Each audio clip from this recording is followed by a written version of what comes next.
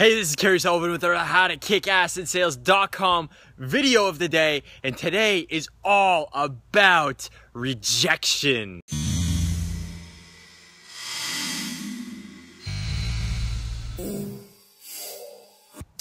You know, one of the things that I love about you watching this video is, number one, I appreciate your support, but number two is that if you're in sales, you're going for big dreams, you're going for big goals as an entrepreneur, athlete, whatever it may be in life, you have to go out there, you have to face fear, and you have to deal with rejection. And I just love seeing that. I think it's just such an incredible, awesome thing, and one of the things that makes being a human on earth so cool. And so I just want to give you guys some really cool perspectives on rejection and fear and pain, and it will really help you to frame things. You know, one of the things is, right before I made this video, I watched this cool TED Talk that really helped me get inspired, I should say, to make this video by a guy named Jia Jiang. And what his deal was, he was 30 years old, he was feeling miserable, like he hadn't really accomplished anything because he hadn't started his own business yet.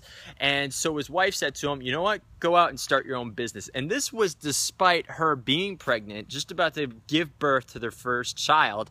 And 4 days after they delivered their first child, he went and quit his job and started his first startup. So he went out there, put the product together, and then he had his product and went out to some venture capital and funding people, and he got rejected. His first person said, no, I don't want anything to do with this. And he was devastated. It really crippled him, really hurt him. And so what he did was, he was like, you know what, I got to get through this rejection stuff and get on with it, because as an entrepreneur, you're going to feel a lot of rejection. And so he did this technique and really went out there and tried to get himself exposed to rejection as much as possible to get over his fear of rejection. And this is something that they'll do in psychology and use exposure to get over things. So for instance, if someone is afraid of snakes, they'll put them in front of snakes as much as possible, and the theory is that you'll get over that fear. So he went out there and did as many things as he could to get rejected. So you'd be at a burger joint, you ask them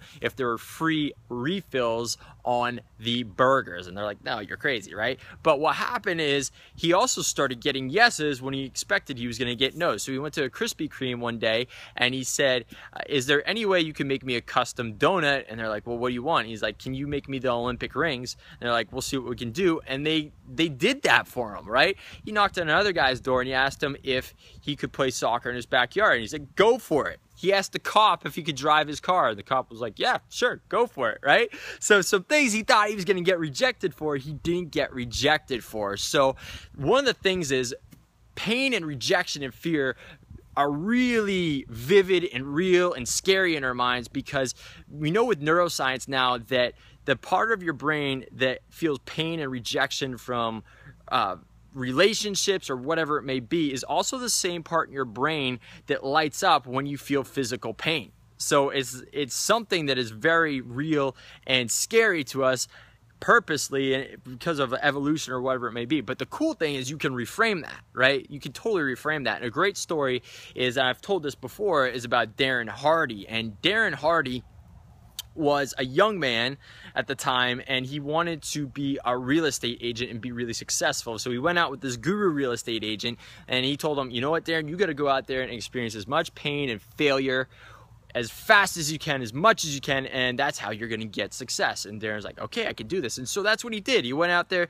got as many no's, got as much pain, get as much rejection as he could, as fast as he could. And he went out there specifically with the idea and with the goal of getting 50 no's every day. And he went out and just checked those 50 no's off every single day. And what happened was, within 3 months, he was the #1 realtor in his office. Within 6 months, he was the #1 realtor in his city.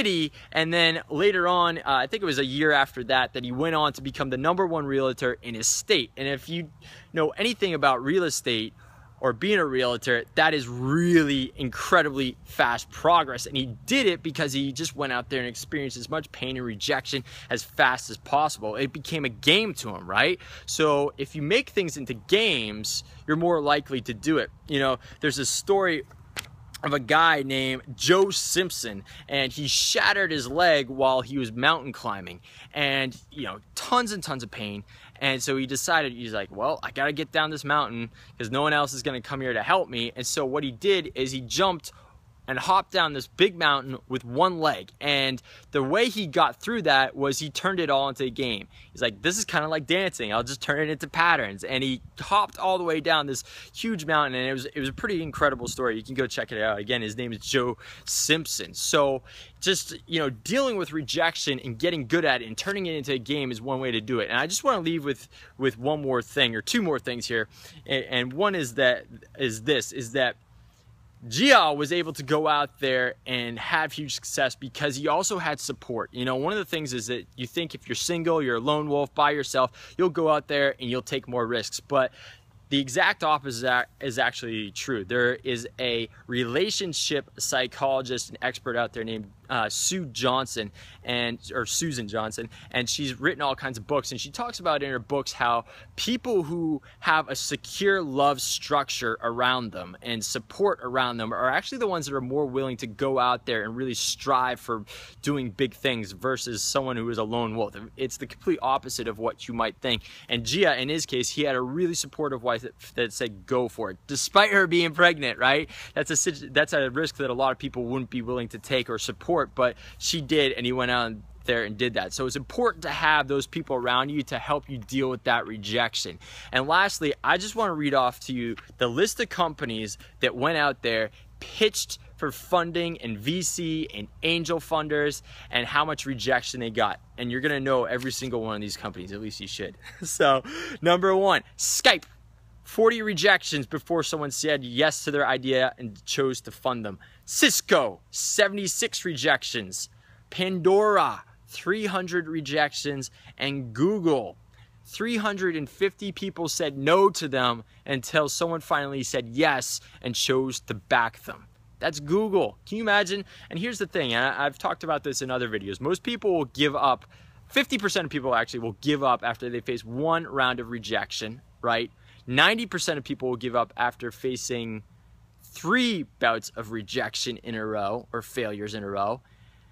And yet these guys went on to face 40, right? The Skype people faced 40 rejections, Cisco 76, Pandora 300, and Google, the most successful out of all those guys, 350 rejections until they got their first yes.